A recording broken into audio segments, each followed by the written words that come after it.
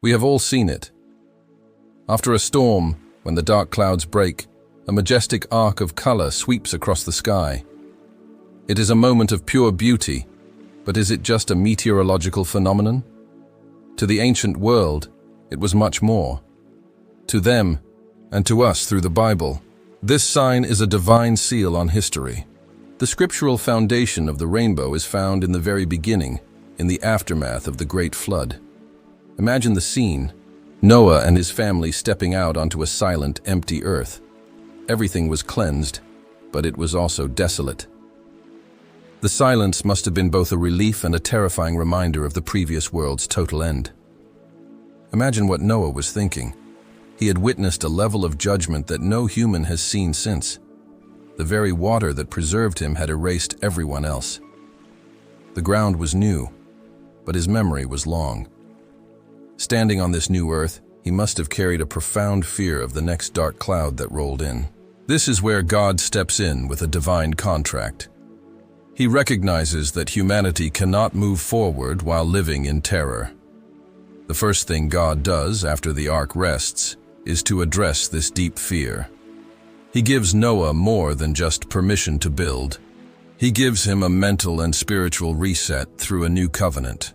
This new covenant was not demanding, it was giving. God establishes a promise not just with Noah, but with all flesh that is on the earth for all generations. It is a universal covenant, the first in the Bible to cover every creature, and its signature symbol was chosen to be the rainbow, placed forever in the clouds. The specific nature of this promise is the first great mystery. God is saying, "I will establish my covenant with you. Never again shall all flesh be cut off by the waters of the flood. Never again shall there be a flood to destroy the earth." This is a definitive absolute statement about the physical preservation of the world. The sign of the rainbow is then declared, "This is the sign of the covenant which I make between me and you, and every living creature. My rainbow I set in the cloud, and it shall be for the sign of the covenant." It was not a sign just for Noah. It was a sign from God for God himself. When a rainbow is seen, it is not a call for Noah to remember. It is a sign of God's own self-reminder. "The rainbow shall be in the cloud, and I will look at it to remember the everlasting covenant." This is the highest form of security, a covenant that God uses to bind himself to his own memory. We must understand that this promise is the reason civilization can exist. Before this covenant, the world was on probation. There was no certainty. After the promise, humanity was given a secure platform upon which to build, plant, and study the stars. We build our cities and our lives on the unshakable foundation of this rainbow safety. The rainbow structure itself is a powerful metaphor. The rainbow must be in the cloud, and the sun must be shining for it to appear. This is the central spiritual lesson. True hope is not the absence of the storm. It is the presence of the light in the midst of the moisture and the darkness. This is why the rainbow is always a sign of hope. It does not erase the clouds. If the sky were always clear, we would never appreciate the sign. Its very appearance is a promise that the judgment has been limited and the grace is expanding. It is the signature of God's restraining love written in the moisture. The number 7, which dominates the visible spectrum, is not a mistake. We find 7 colors forming the perfect arc. In biblical numerology, 7 signifies completion and perfection. The rainbow is God's definition of perfect beauty, a complete and flawless promise of mercy, composed of the entire spectrum of light. This promise of preservation extends to our very climate and agriculture.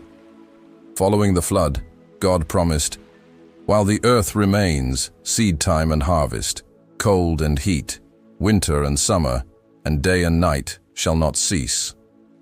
This is the foundational law of earthly physics, the perfect rhythm guaranteed by the rainbow.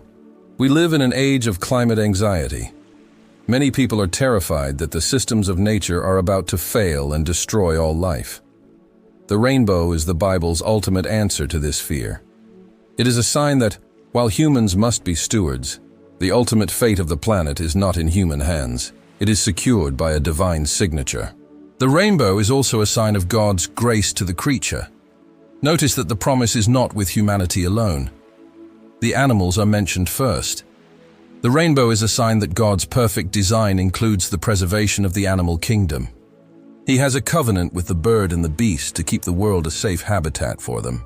In ancient times, a warrior's bow was a symbol of war and judgment. It was always curved and pointed upward, toward the enemy. The rainbow is a warrior's bow that has been laid down. It is an unstrung bow that is no longer oriented for judgment, but is resting as a bridge for grace. This promise is eternal, meaning it is for all generations. It is as secure today as it was the moment it appeared for Noah. God calls it an everlasting covenant. It is a signed physical guarantee that cannot be broken by time, politics, or even human rebellion. It is the unchangeable constant in an unstable world. The structure of the rainbow reminds us of God's perfect balance. It must have rain. Without the water, there is no sign. It is a sign that God can take the very judgment that was meant for destruction and use it to paint His most beautiful promise. It is the redemption of the rain. We must notice that this is a promise of mercy before humanity had proven itself. God did not wait for Noah's descendants to get everything right. He gave this massive promise of physical security to a family that still carried the seeds of human fallenness. It is an act of pure, preemptive divine mercy. For Noah, this rainbow must have been like a light in a dark room. It allowed him to hope again. It gave him permission to start his family, to plant his vineyard, and to look at the future without terror.